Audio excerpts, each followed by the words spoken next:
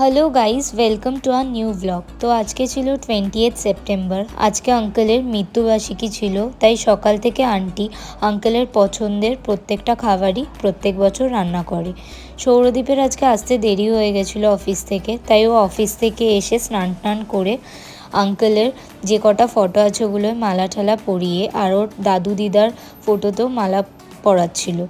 আর মিষ্টি মালা এগুলো দিয়ে আন্টি যেগুলো রান্না করেছিল সেইগুলো আঙ্কেলের সামনে দিয়ে তারপর ওর খেতে বসতো। তাই সৌরদীপ দেরি না করে আর কাজগুলো সব সেরে ফেললো। আর সন্ধেবেলা একটু পিসিরা এসছিল আর আকাশও এসছিল, তাই পিসিরা ওই ঘরে বসে একটু গল্পগুজব করছিল আর এই ঘরে আমরা আর আকাশরা বসে একটু গল্প টল্প করছিলাম। পরের দিন সকাল সকাল উঠে আমি তাড়াতাড়ি একটু রেডি টেডি হয়ে নিলাম, কেন কি সৌরদীপের এতদিন সেরকম শপিং করা হয়নি, তাই আজকে ওর শপিং করার জন্য আমরা এসেছিলাম। ওর সব কিছু মোটামুটি দেখা হয়ে গেছিলো, তারপর আমিও একটু কিছু দেখে নিয়েছিলাম, তাই সেগুলো ট্রায়াল দেওয়ার জন্য ট্রায়ালের লাইনে ওয়েট করছিলাম আর ওর কিছু ক্লিপ নিচ্ছিলাম।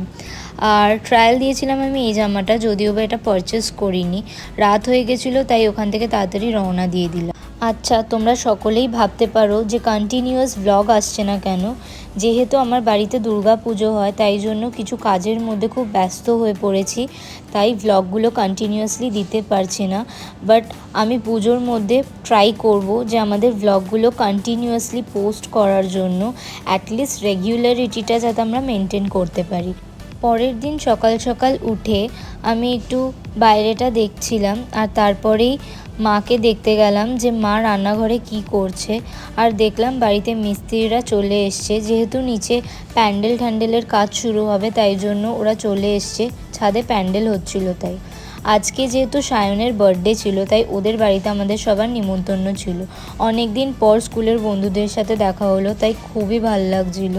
ওর বার্থডে সেলিব্রেট করলাম আর সেই দিনকে খুব রাত হয়ে গেছিলো। আমরা প্রচুর মজা হাসি ঠাট্টা করে সেই দিনটা কাটিয়েছি। যেহেতু সেদিনকে রাত হয়ে গেছিলো তাই জন্য সেদিনকে ক্লিপগুলো আর নিতে পারিনি। পরের দিন সকাল সকাল উঠে আগেই দেখি ব্লুয়ের কাচটা পুরোই ভেপার হয়ে গেছে, যেহেতু সারা রাত এসি চলে তাই জন্য কাচের বাইরে দিয়ে ভেতরটা দেখা যাচ্ছিল না। তারপর ওপরে উঠে যাই, দেখতে যাই বনু কী করছে, বিকজ আজকেই ও লাস্ট এক্সাম শেষ হলো। এক্সাম দিয়ে ফিরে কি করছে সেটাই দেখতে গেছিলাম।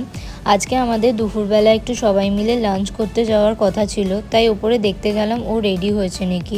ও রেডি হওয়া স্টার্ট করে দিয়েছিল, বাট আমি এখনও একটুও রেডি হইনি, তাই জন্য ও বলছিল যা তাড়াতাড়ি রেডি হয়ে নে, বিকজ অনেক বেলা হয়ে গেছে আর মা বলছিল তাড়াতাড়ি রওনা দিতে হবে। আর তাই জন্য আমি নিচে গেলাম, নিচে গিয়ে তাড়াতাড়ি রেডি হয়ে নিলাম আর রেডি হয়ে আমরা বেরিয়ে পড়লাম।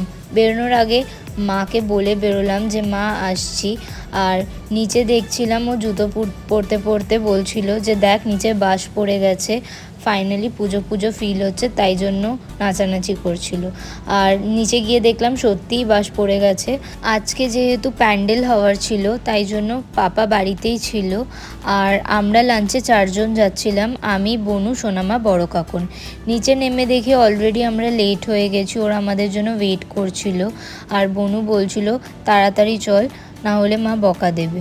আমরা বেরিয়ে পড়লাম আর টোটোয় উঠে গেলাম। আমরা ডিসাইড করছিলাম যেতে যেতে যে কোন রেস্টুরেন্টে যাওয়া যায়। সবাই মিলে বলছিলাম কস্তুরি যাই, বাট লাস্টে গিয়ে সবাই ডিসাইড করলাম যে ডায়মন্ড প্লাজায় ভজরি মান্নায় যাই। তাই জন্য আমরা পৌঁছেও গেছিলাম ডায়মন্ড প্লাজা। আর যেতে যেতে ভাবছিলাম যে আমাদের লাঞ্চ করার পর কি কি কাজ আছে, বিকজ কিছু এক্সচেঞ্জ ছিল আমার আর সোনামাদেরও কিছু ছিল। আর ওপরে লিফটের জন্য ওয়েট করতে করতে অনেক টাইম ওয়েস্ট হয়ে যায়। ফাইনালি আমরা গিয়ে পৌঁছাই আর গিয়েই দেরি না করে তাড়াতাড়ি অর্ডার দিয়ে দিই, বিকজ এরপর বড় কাকু একটা কাজ ছিল, তাই জন্য বড় কাকুন বেরিয়ে যেত। আর তারপর আমাদের লাঞ্চটা ফাইনালি কমপ্লিট হলো আর বড় কাকুন তো অলরেডি বেরিয়েও গেল।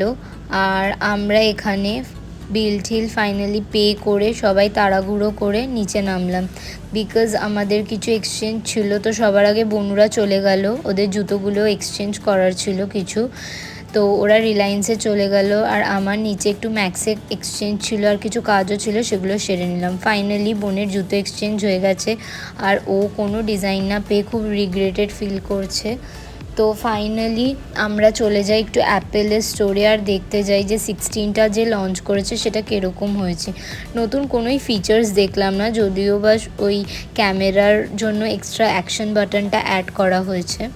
তো তারপরে আমরা একটু ম্যাক্সে যাই। সোনামা বলল যে ম্যাক্সে গিয়ে একটু চেক করে নিই কী কী নিউ কালেকশন আছে। আমি বনুকে দেখাচ্ছিলাম যে আমি কি কি পারচেস করেছি ম্যাক্স দিয়ে, তো ওগুলোই দেখাচ্ছিলাম।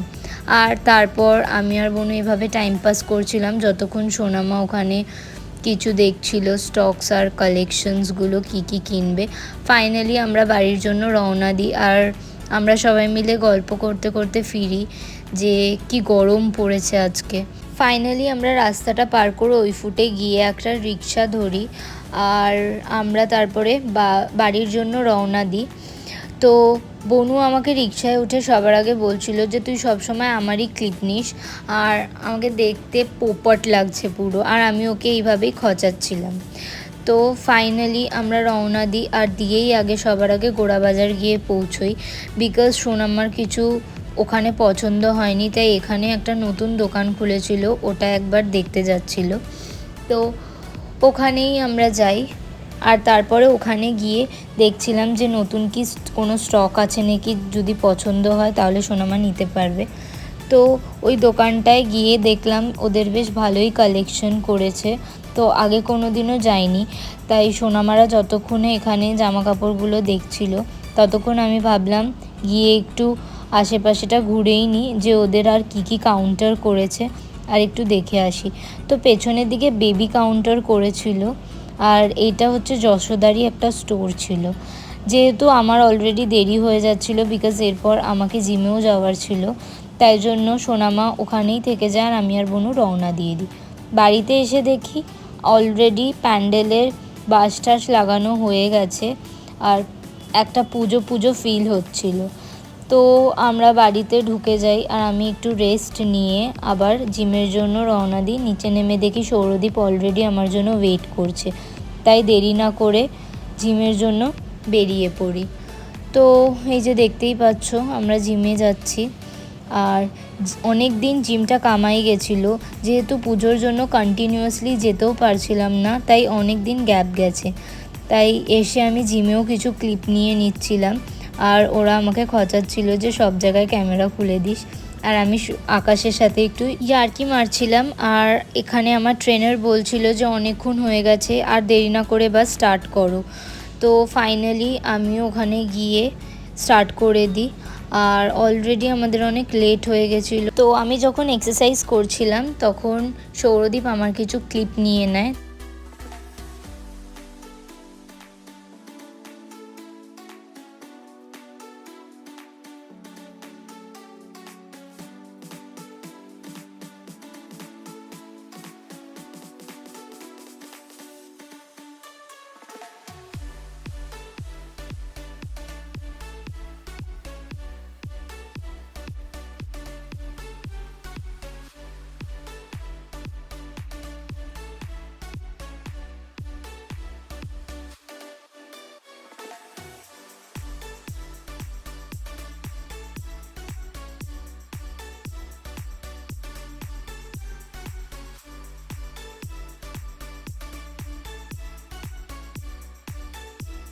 তো আমি বাড়ি ফিরে পাপা মার সাথে একটু টাইম পাস করছিলাম আর তারপর রাত্রেবেলা সৌরদীপও আসে আর ওরা সবাই গল্প করছিল আর তারপরে সৌরদীপ বাড়িতে রওনা দিচ্ছিল আর নিচে নেমে দেখে যে নিচে কিছু মেডিসিনস রাখা আর তারপরে বলছিল কার মেডিসিন। আমি তখন বলছিলাম বোনের একটু ঠান্ডা লেগেছে, শরীর খারাপ, তো বলে যে যাই বেরোনোর আগে একবার ওর সাথে গিয়ে দেখা করে আসি। তো তাই জন্য ও আবার ওপরে ওঠে, গিয়ে বোনের কাছে যায় যে দেখতে ওর কি হয়েছে আর একবার দেখেও আসে ওকে। তো ওপরে যায়, ওপরে গিয়ে বোনের সাথে একটু কথা বলে আর বেশিক্ষণ দেরি না করে বাড়ির জন্য রওনা দেয়। আজকের ব্লগটা এইটুকুই ছিল। আই হোপ তোমাদের সবার ভালো লেগেছে।